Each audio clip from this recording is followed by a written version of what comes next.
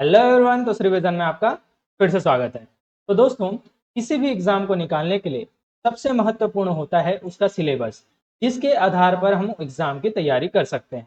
तो इस वीडियो में हम छत्तीसगढ़ वन विभाग में आई भर्ती, छत्तीसगढ़ वन आरक्षक भर्ती के सिलेबस के बारे में अध्ययन करेंगे। बहुत से स्टूडेंट्स को यही डाउट है कि आखिर इसका सिलेबस क्या है, क्योंकि उसके ऑफिशियल नोटिफिकेशन में इसका विस्तृत जानकारी नहीं दिया गया है। तो हम इस वीडियो में बात करेंगे इसी संपूर्ण सिलेबस के बारे में कि आपको कैसे पढ़ना है, क्या पढ़ना है और कितना पढ़ना है।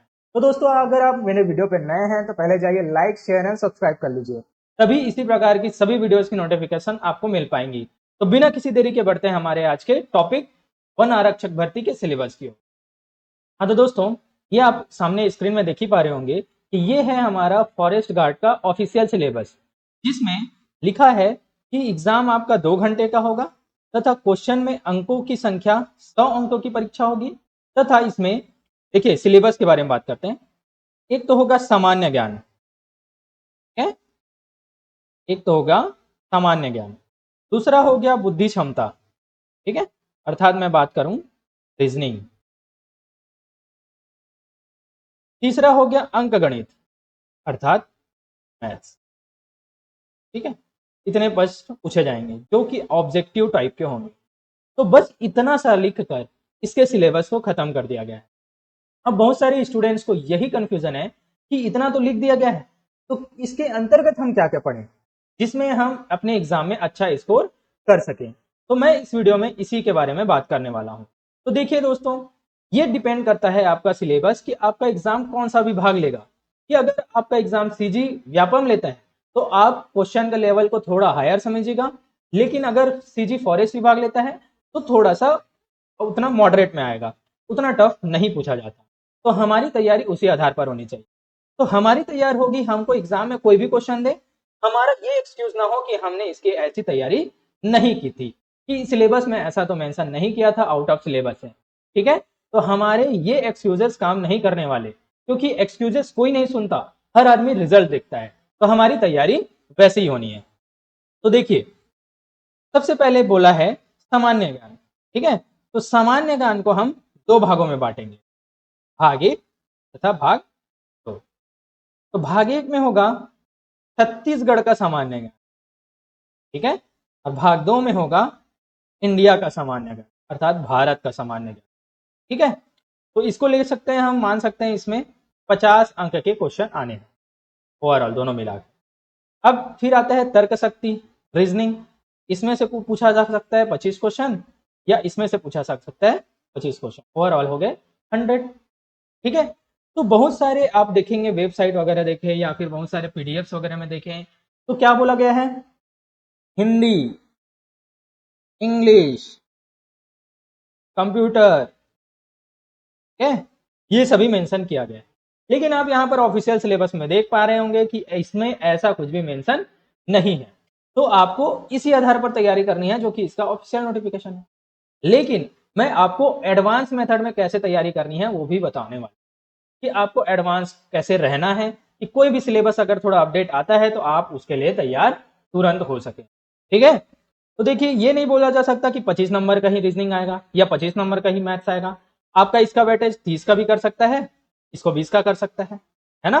तो ये कहीं भी मेंशन नहीं है कि किसका वेटेज कितना होगा, तो आपको उसी आधार पर तैयारी करनी है।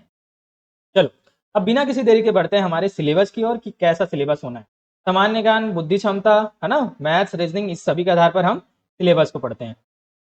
तो देखिए, मैं एक ऐसा सिलेबस बताने वाला हूं जिसके तहत आप फॉरेस्ट गार्ड ही नहीं, अभी तो सारे के सारे एग्जाम्स जो छत्तीसगढ़ व्यापम लेता है उसकी तैयारी आपकी ऑटोमेटिकली होनी है। क्योंकि हमको किसी एक एग्जाम को टारगेट नहीं करना चाहिए, हमें करना चाहिए कि उसी सिलेबस के अकॉर्डिंग अन्य एग्जाम भी कवर हो जाए, ठीक है। तो सबसे पहले मैंने कहा कि सामान्य ज्ञान को, जीएस को हम दो भागों में बांटेंगे, एक होगा भाग एक होगा भाग दो। तो भाग एक में हम करेंगे सामान्य अध्ययन ऑल ओवर इंडिया का, तब भाग दो में हम करेंगे ऑल ओवर छत्तीसगढ़ का, ठीक है। तो ऑल ओवर इंडिया के अगर मैं सामान्य ज्ञान की बात करूं तो इसके अंतर्गत आता है भारत का इतिहास, भारत का स्वतंत्रता आंदोलन, अर्थात इंडियन हिस्ट्री, ठीक है। फिर आता है भारत का भौतिक, सामाजिक, आर्थिक, भूगोल, अर्थात जियोग्राफी, भूगोल की बात कर दिया। फिर आता है भारत का संविधान और राज्य व्यवस्था अर्थात कॉन्स्टिट्यूशन। उसके बाद आता है भारत की अर्थव्यवस्था अर्थात इकोनॉमिक्स। फिर आता है सामान्य विज्ञान और प्रौद्योगिकी, देखिए साइंस भी इसमें इंक्लूडेड है, ठीक है, साइंस एंड साइंस टेक भी, टेक्नोलॉजी। उसके बाद आता है भारतीय दर्शन कला एंड संस्कृति, तो इंडियन कल्चर की बात करूं ये आ जाएगा। फिर आता है समसामयिकी घटनाएं अर्थात करेंट अफेयर्स, ठीक है, तो ये करेंट अफेयर जो होना है ये ऑल ओवर इंडिया का होना है, तो आपको कुछ भी पूछ सकते, तो ये है ऑल ओवर इंडिया का जीएस के बारे में।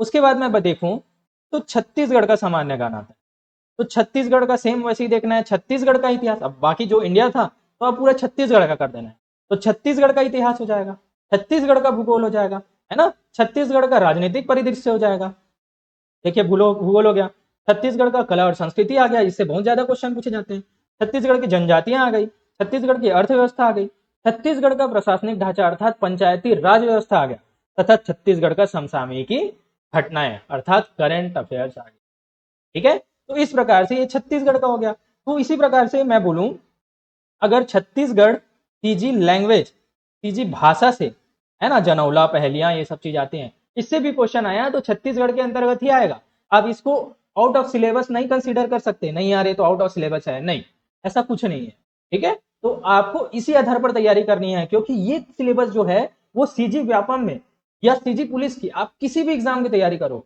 ये सभी सिलेबस कॉमन होते हैं, तो आपका तैयारी कभी भी व्यर्थ नहीं जाने वाला, तो आप ये नहीं बोलने वाले कि ये आउट ऑफ सिलेबस आया था, तो आप इस आधार पर अच्छे से एग्जाम की तैयारी कर पाएंगे। और इस वीडियो के बाद मैं बताने वाला हूं कि इस सभी सिलेबस को आप इजिली कहां से कवर कर पाए, ठीक है, बहुत सारे लोगों को यही कंफ्यूजन है कि आखिर ये सभी सिलेबस एक बुक में कहां मिलेगा, तो वो इस वीडियो के बाद मैं जरूर लेकर आऊंगा, तो सब्सक्राइब का बटन जरूर दबा लीजिए, वरना वीडियोस की नोटिफिकेशन आपसे मिस हो जाएगी।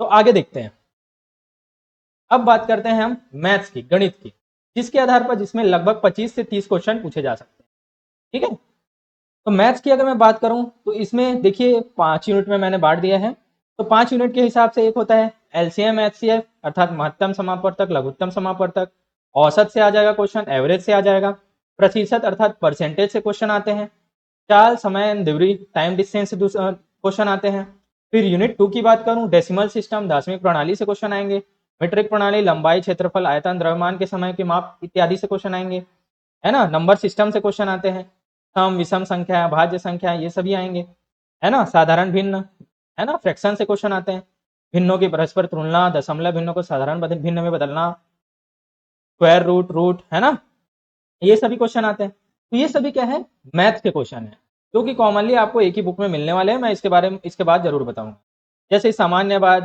साधारण ब्याज, एसआई से क्वेश्चन आ गए, फिर आता है ना, सीआई इसमें नहीं दिया है तो मोस्टली आप एसआई को पढ़ सकते हैं, उतना ज्यादा नहीं पूछता सीआई से अर्थात चक्रवृद्धि ब्याज से, लाभ तथा हानि प्रॉफिट और लॉस हो गया, अनुपात एवं समानुपात रेशियो एंड प्रपोर्शन हो गए, प्रतिशतता हो गई, है ना, परसेंटेज के अनुसार तुमको जनसंख्या वृद्धि ह्रास ये सभी पढ़ना है।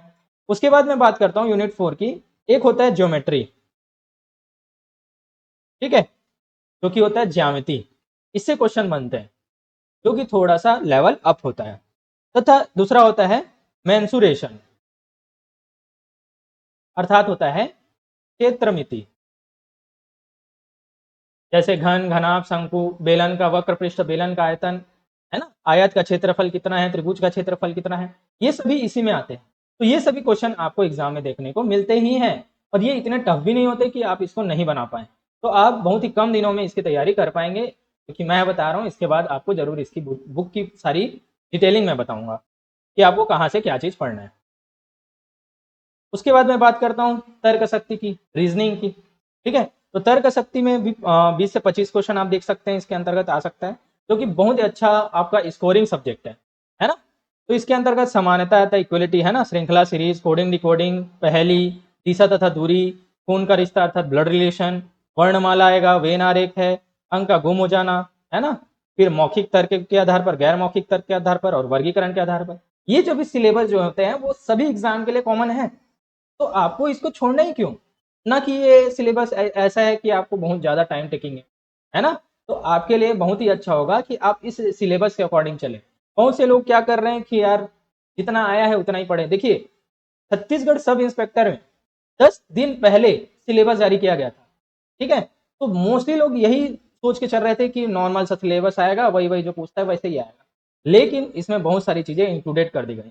तो 10 दिन में लोगों की तैयारी करना बहुत ही मुश्किल हो गया था, क्योंकि हम लोगों ने पहले से इस सिलेबस के अकॉर्डिंग तैयारी की थी, इसलिए हमारा कोई भी इसमें नुकसान नहीं हुआ। उसी प्रकार से मेंस का सिलेबस भी वैसे ही दिया गया था, 15 दिन पहले मेंस का सिलेबस दे दिया गया था, जिसमें 4 पेपर होने थे, ठीक है। तो अगर जो लोग तैयारी कर रहे हैं सिर्फ और सिर्फ ऑफिशियल सिलेबस के आधार पर, है ना, कि हाँ यार सिर्फ इतना पूछना है, कि इतने इतने पॉइंट में दे दिया है, इससे ज्यादा तो पूछना नहीं है, तो उस आधार पर वैसे लोग चले जाते हैं नैया पार, ठीक है। तो दोस्तों हमको तैयारी इसी सिलेबस के अकॉर्डिंग करनी। और रही बात हिंदी इंग्लिश की, अगर आपको फिर भी डाउट होता है कि हिंदी इंग्लिश का क्वेश्चन पूछ सकता है, तो मैं इस वीडियो में जरूर आपकी उसकी तैयारी के अकॉर्डिंग सिलेबस भी डालूंगा, कि उसके अकॉर्डिंग वीडियो भी अपलोड कर दूंगा, कि आप क्विक इसको रिवीजन कर लें, ताकि अगर सिलेबस में आ भी जाता है तो आप इसको बना पाए। तो दोस्तों इस प्रकार से सिलेबस की होती है एंडिंग। तो दोस्तों मेरी वीडियो आपको कैसी लगी, अगर अच्छी लगी तो यार लाइक शेयर एंड सब्सक्राइब कर लीजिए। इसके बाद मैं लेकर आने वाला हूँ उन सभी बुक्स की लिस्ट, उस सभी बुक्स का पूरा रिव्यू, जिसके तहत आप इस सभी सिलेबस को कवर कर पाएंगे। तो मेरे इस वीडियो की नोटिफिकेशन पाने के लिए मेरे चैनल को सब्सक्राइब कीजिए और शेयर करो यार, कमेंट करो। तो दोस्तों मेरे वीडियो पे बने रहने के लिए धन्यवाद, मिलते हैं अपने नेक्स्ट वीडियो।